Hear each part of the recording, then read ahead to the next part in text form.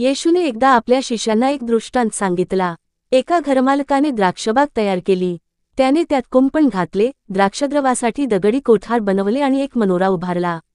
मग त्याने ती बाग काही शेतकऱ्यांच्या ताब्यात दिली आणि स्वतः दूर देशी गेला। हंगाम आला तेव्हा त्याने आपल्या नोकरांना त्या शेतकऱ्यांकडे पाठवले, जेणेकरून उत्पन्न घेतले जाईल। परंतु शेतकऱ्यांनी त्या नोकरांना मारहाण केली, काहींना ठार मारले, काहींना दगडांनी झोडपले।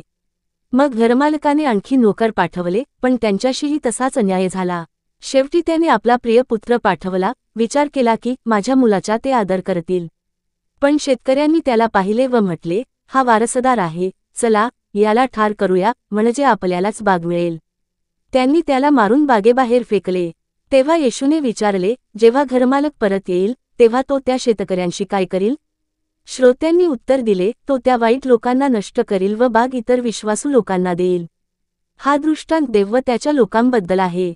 देव आपल्या सेवकांद्वारे आपली इच्छा सांगतो, पण जर लोक ऐकत नाहीत तर तो न्याय करतो। येशू म्हणजे देवाचा पुत्र, ज्याला लोकांनी नाकारले।